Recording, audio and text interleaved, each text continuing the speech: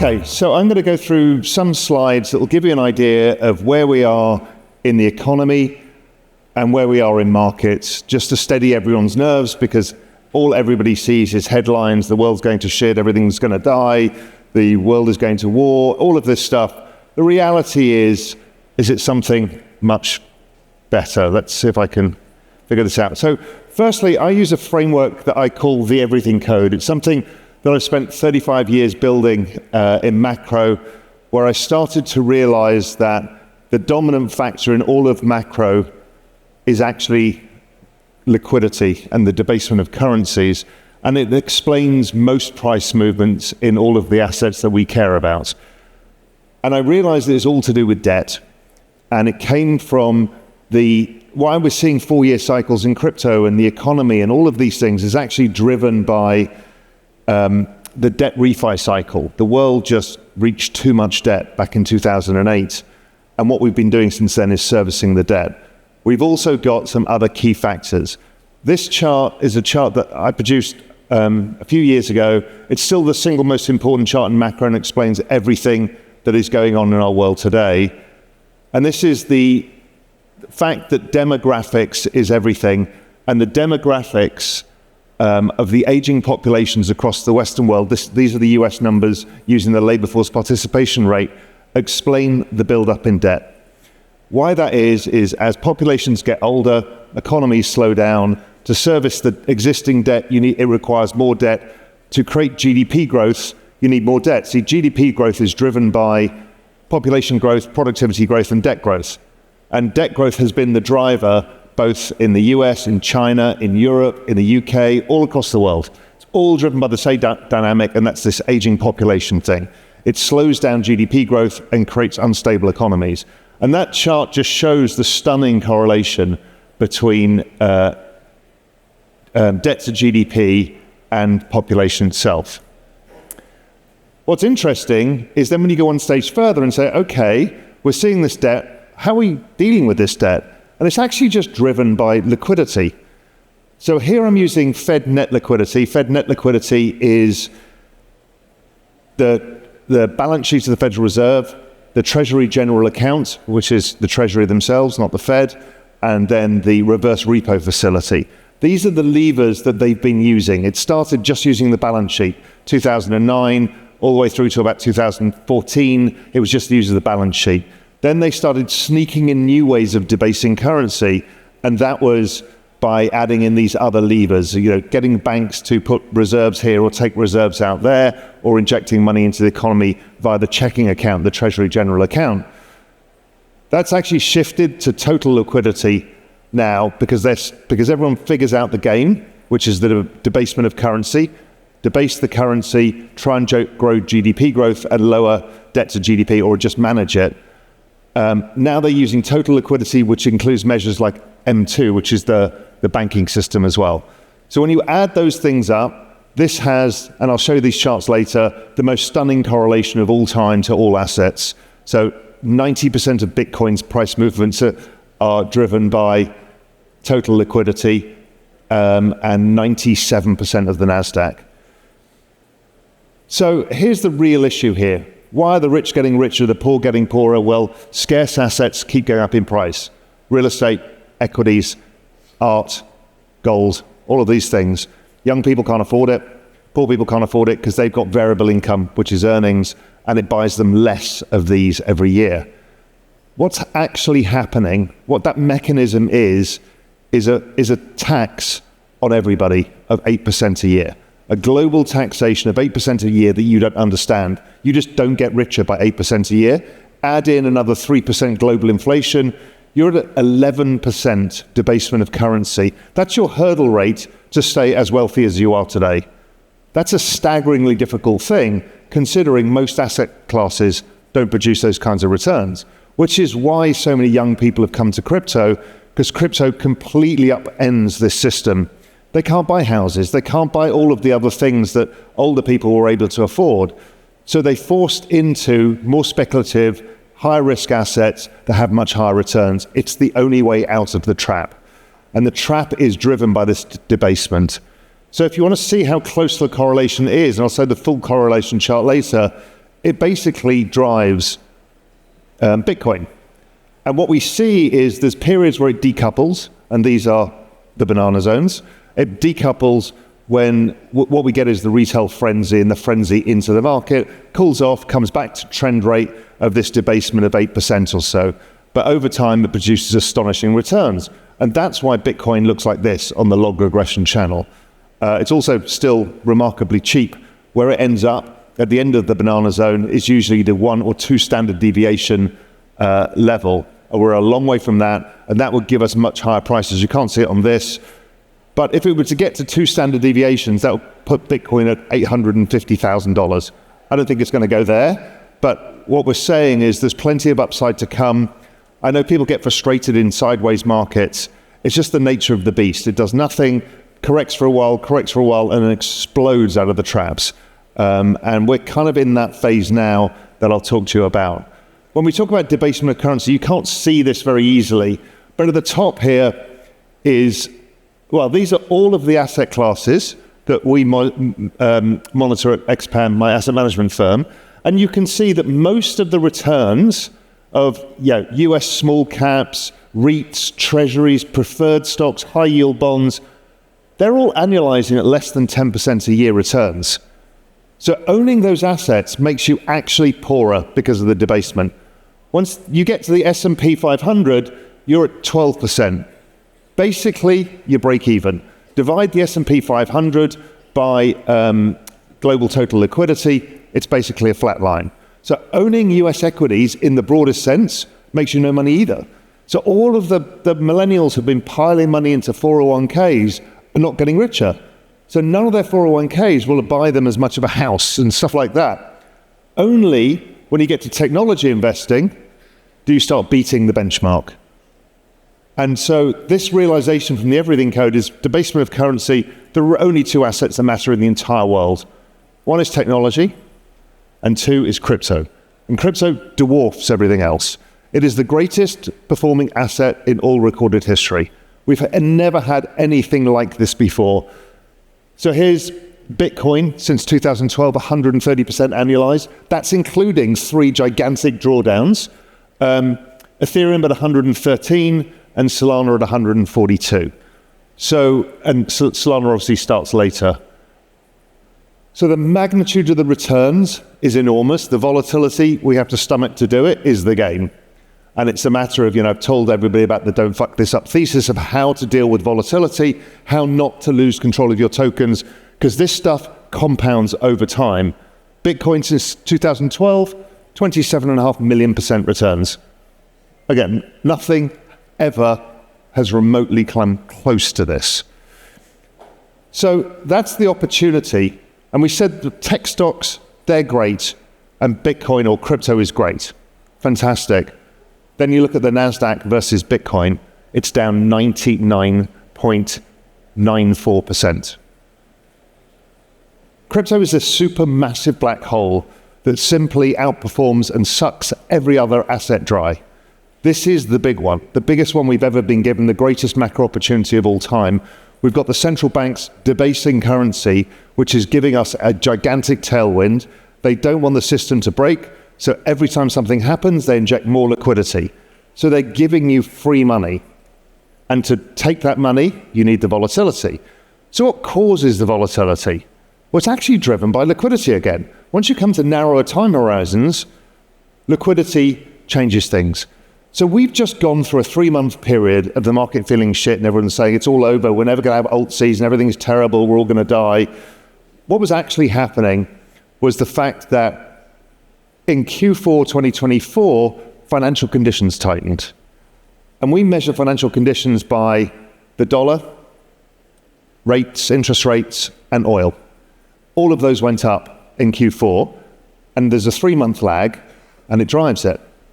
So here's a simple way. We're now seeing people saying the economy's slow, shipping's slow, all of the tariff stuff. The market's priced in this tariff stuff last year once they saw the probabilities of a Trump re-election. So what we've got here is the Economic Surprises Index of the US versus other countries in the world, i.e., when it's going down, the US is underperforming in economic surprises term. When it goes up, it outperforms. it's basically just following the dollar and rates. And what it's saying is, whatever noise we're seeing now in the economic data, which is some of the tariff-related stuff as people have built inventories very quickly, liquidity is going to completely erase that very quickly. We saw it exactly in 2017 when Trump imposed similar tariffs, similar backdrop. The dollar and rates fell. And what we saw back then was the same collapse in the economic surprises index. We had talks about recession all over again back then. Trump's going to create a recession. Then what happened was the liquidity conditions drove all economic data higher. And when we look at that economic data, Bitcoin's already priced it in. It's already priced in, weaker than the economic data itself. So what are we fearing right now? What are people worried about? People are worried about what they're doing is creating narratives for today to explain liquidity conditions from 3 months ago. That's the ridiculousness of what goes on Twitter all day, is a lack of understanding of what actually drives these markets. What are the dominant factors? The dominant factor is financial conditions, which lead liquidity, which lead markets. And even in markets, it's gold actually follows financial conditions the closest. Then with a lag, it becomes crypto and tech. Then with a lag, becomes the S&P 500, cyclicals, commodities, all of those things. So people are talking about recession now. We've had this negative GDP print. A lot of this is technically driven by the imports that are happening to load up on inventories as tariffs come, so people don't have the price shock. Okay, fine. So most of this is going to get unwound. Why? Because global growth is about to pick up super fast. So the Philly Fed, this whole presentation was put together a week and a half ago to send here, so it's all out of date. So the Philly Fed latest numbers came in exactly as predicted by us, by this chart. It's actually quite useful because I just went through this deck this morning and all of this was from 2 weeks ago and it's all proven to work. So Philly Fed comes down now. So what we should see is now an increase in economic activity going forwards. So i.e. the back end of the year is going to look very different than the first quarter did. I use a lot of technical analysis. I even do it on economic data, which is abhorrent to most people, but it's worked for me for 35 years. And I use, this is a system called DMARC indicators. And basically it's telling you that we should see the economic surprises starting to rise. Bitcoin is led by financial conditions here by 3 months. The year-on-year rate of change of Bitcoin, we should start to see very dramatic movements in the price of Bitcoin going forwards. And I'll show you a bit more about this in a sec. And to go back to that idea that the Trump cycle is repeating, I mean, it's an incredible repeat, but more powerful even than 2017.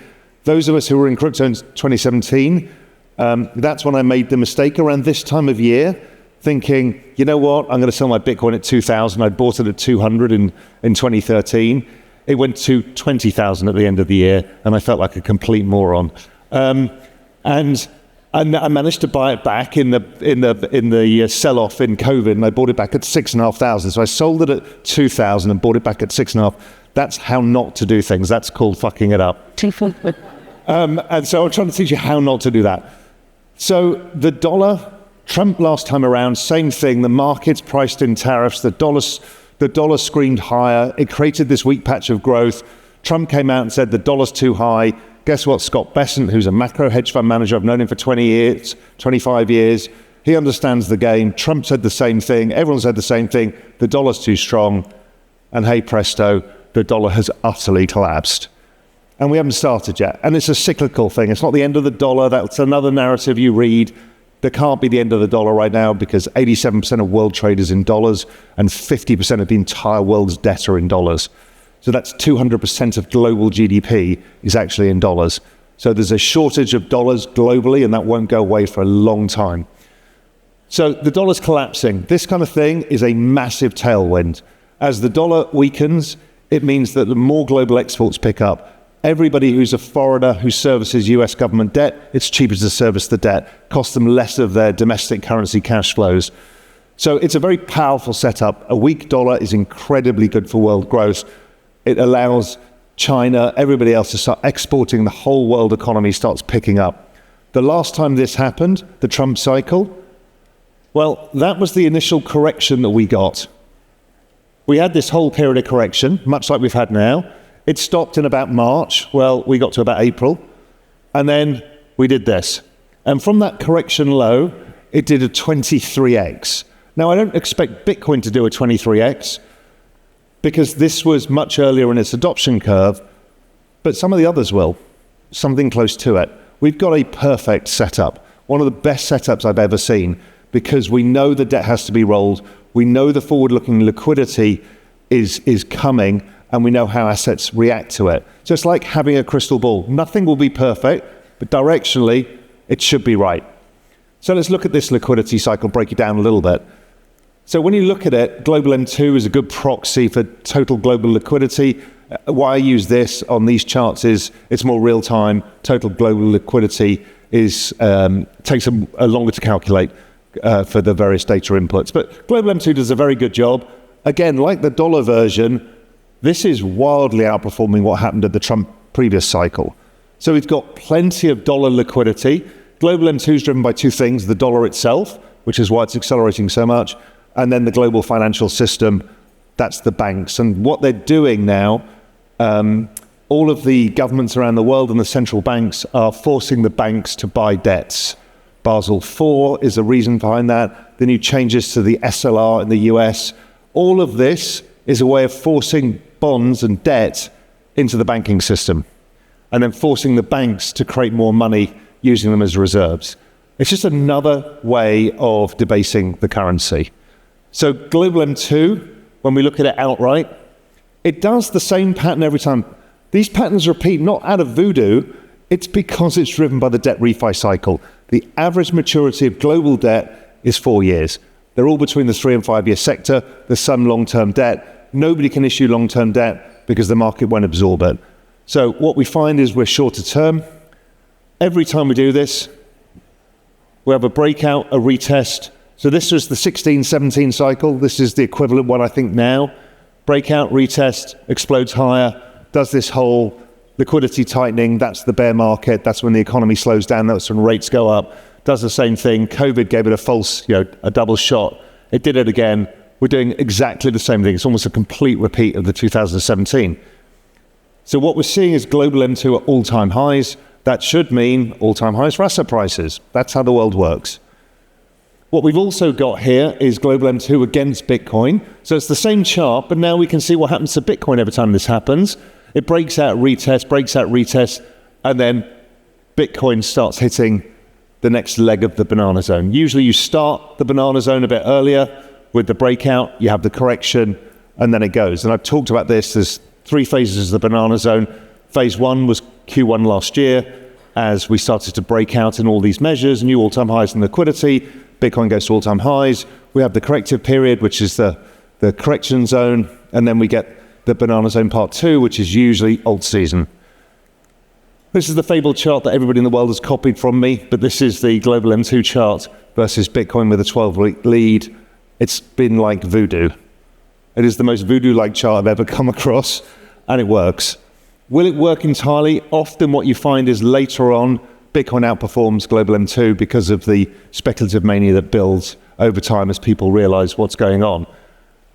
What it tells us is the back end of this year is basically a one-way street with a few corrections. The corrections will be normal. You will be questioning me saying, is it all finished? Is the banana zone finished? Is it all over? Do I need to get out now? And generally speaking, just follow the money. It really is that simple. The other thing is, okay, well, with the dollar and the banking systems doing this, well, the other thing that's doing it is the central banks. China is starting to print money. China has, I think, by my measure, 3 to 4 trillion to print, but they need the weaker dollar. They need to agree the tariffs with the US. In exchange, the US will continue to weaken the dollar. They will allow the dollars into the Chinese system so they can refi all of the dollar debts. And a lot of China debts, all of the corporate debts are in dollars. So what happens is we're starting to break out, and that adds to this push of liquidity. So it's not just the weaker dollar itself, it's not just the banking system, but it's the central banks starting to pump liquidity into the system as well, because they've all got to roll the debt. and that's why it is so cyclical. Every time the total global liquidity index breaks out, again, the same thing with M2, the market goes higher. And the reason being is I talked about the correlation. Well, here's the chart. It's a 90% correlation with weekly global liquidity. That's Bitcoin. And the NASDAQ is a stunning 95%. And so it's hard to refute that this is not what is happening. It's so obvious, but most people want to refuse to believe it. They start mid-curving the whole thing, saying, well, that's not the printing of money, and this is not how it is. It's so clear in the data. It's so obvious that this has been going on. And even when you listen to Scott Bessent speak or Janet Yellen speak, they all talk about this. They talk it about in the terms of basically the everything code framework. Business cycle. Business cycle is currently weak. The business cycle is the most important cyclical factor. It drives, it's part of the global liquidity construct. So the business cycle actually came out today or yesterday at 48.7, slightly weaker as we've been expecting. Bitcoin's already priced it down to 47.4, so Bitcoin's already priced in the bad news. But the good news is, financial conditions lead it by 9 months. It's a very useful tool, and it's telling us that we're going to see the business cycle pick up super strong. And this will keep going. I think we'll end up in the 60s. It also prices Bitcoin by doing this. And so when you look at Bitcoin itself, the moment the ISM, we've had this very low period of ISM, and that was driven by this very flat dollar, and also by rates staying higher than normal. But as the ISM starts crossing 50, economic growth comes back, earnings come back, household earnings come back, stuff gets reinvested in markets. So at this point is when Bitcoin super accelerates. And that point lies ahead. We're about to see that point now. Now, we haven't shown it on this presentation, but we've also imputed how it reacts to ISM. And if we get to that 57 ISM, that puts Bitcoin at 450,000. Is it exact? Will it be exactly that? No. But all of the people who are saying it's going to 150, 250 are probably scarred from last cycle without looking at the forward-looking data. So it's incredibly positive for me. It also is what drives altcoin season. So the fabled altcoin season, everyone's like, it's never going to happen again. It's just a function of the business cycle. Why? Because household earnings are still subdued, because the business cycle is subdued. Average businesses outside of technology have subdued earnings. The moment the business cycle picks up, everyone has spare cash. Cash gets recycled into assets. People move further out the risk curve.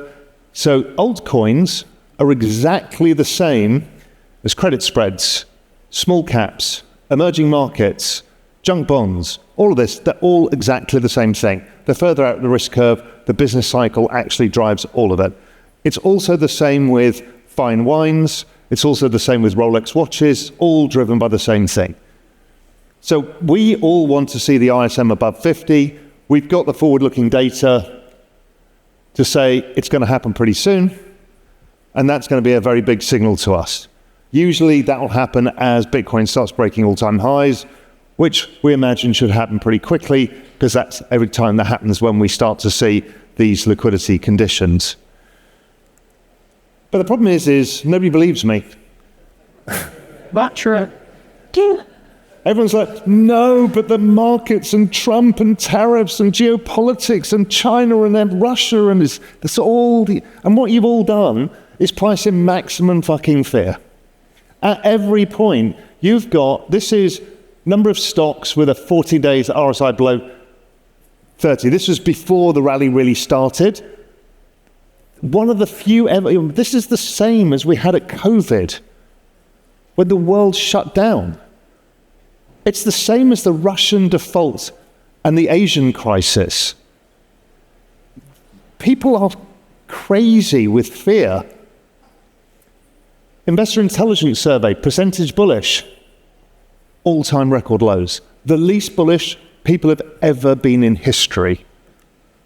And the forward-looking indicators tell you the economy is about to explode higher, and people are massive bearish. What was interesting is we just saw the charts coming out today, was that retail investors had been buying the dip. Institutions still haven't. They're all massively underweight. There's another chart, sentiment, bulls versus bears, bearishness, again, all-time record highs, only ever been exceeded a couple of times in history. Consumer expectations for declines in stocks near all-time record highs. The VIX index, the measure of fear or volatility in the index, in the top 3 spikes of all time. And again, using my DMARC indicators, it's generally a reversal pattern. So quickly to go through the charts, this is the most important chart for you to understand, is that corrections are normal. You've just gone through a normal correction and you've managed to lose your minds, which is hilarious because we've had 7 of these. And last time around, they were bigger. Back in 2017, 28%, 39%, 38%, 27%. Nobody remembers any of those. In fact, none of you remember any of these. Some of you remember this summer because it was pretty miserable. But that one, do you remember that? Or that one? No. But each time you convince yourself it's never going to happen, it's all over, we're never going to make money. And in 2017, you did the same. And it just kept going up. Remember, 23x in that whole moment of you going, oh, it's all over, we're never going to make money. And me selling out somewhere here, thinking, yeah, I'm really smart. No, I was a moron. So again, using DMARC indicators, these have worked stunningly well because Bitcoin's now up here. These 13s, cluster 13s, lows. We had them in Solana as well. This chart is hilariously out of date. This was the hourly chart of Sui. When I said, listen, if it breaks this inverse head and shoulders on the hourly, it should be up. Well, now it's up somewhere above the top of this chart already. When I look at the chart pattern of Sui, it is a wedge pattern. Again, we're way up here. We're just short-term consolidating now. My guess goes to all-time highs pretty soon. It's a very bullish backdrop. Again, another hilariously out-of-date chart. I've been using the Sui versus Solana chart as my kind of compass of, what's the strongest performing horse in the race. And this is what made me allocate all of my money, essentially, to Sui. And it's now up here. So that's how fast things move. The weekly chart, you can see it was this breakout here that allowed me to think, okay, this is going to be a game for Sui to play that should outperform Solana, which is an amazing project with a fantastic community, great technology. This is the faster horse. So that's how I look at things. The other one was interesting. Again, another hilariously out-of-date chart is Deep. Deep exploded out of this. Deep is, if people don't realize, I just got it from the asset management firm that I run. Deep was the best performing crypto asset of the top 300 in the last month.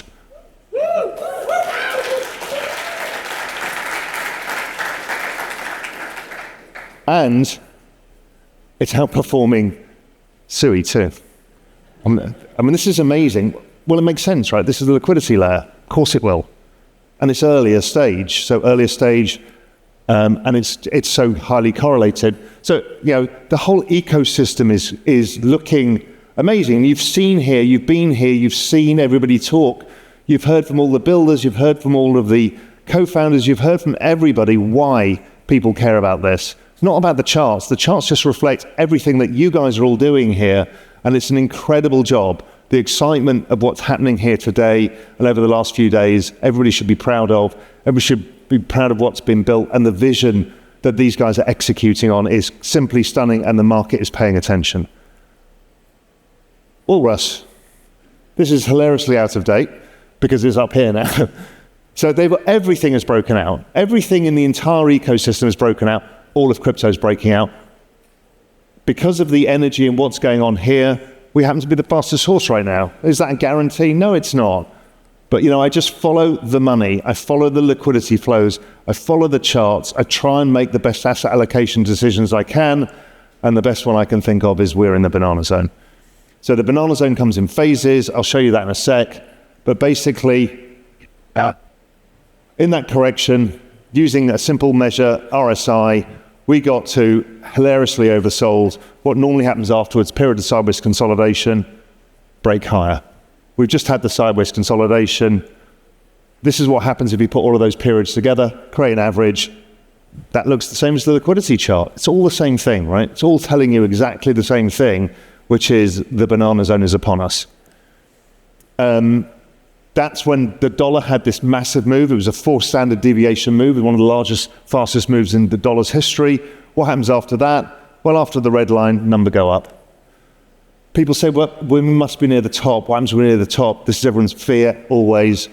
Near the top, we're nowhere near. Our cycle top indicator is a long way away from anywhere. In fact, we're at very subdued levels, much like we had in 2013 before the largest bull run of all time. Now, I'm not guaranteeing that, but I'm just saying, probabilistically speaking, things are very positive going forwards. I see no reason for any fear. Finally, the fabled banana zone chart. The construct is the same. It's not a mystery. It is a repeat of the debt cycle. They are rolling the debts. They are doing the same thing. Each cycle is not to do with a halving cycle, nothing to do with any of that. It's all driven by liquidity cycle and funding of debts. Each phase, we get phase 1 of the banana zone, banana number 1. The corrective zone, banana number 2 comes. Another correction, banana number 3.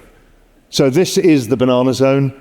So that's what happened in 2020, 2021. Off we go. Sorry, that was 2017, which again looks very similar to this one. That was the last one. Here we are now.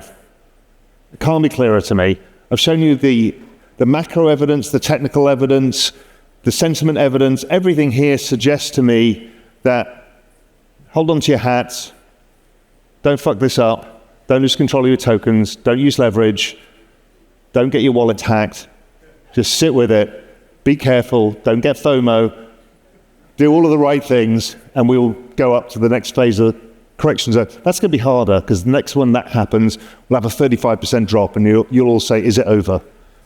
And you'll definitely be sure it's over, and everybody on Twitter will tell you it's over, and it won't be over. By our work, we suggest that because of the elongation of the business cycle, because rates were higher for longer, the forward-looking liquidity suggests that, again, probabilistically speaking, without any guarantees, this whole thing goes into Q1, maybe Q2 of 2026, which would align with Trump's, trying to win the midterms as well. So everything's lined up for us. I think it started. So keep the faith, keep building stuff, and let's keep driving Sui forward with all of this. Thank you.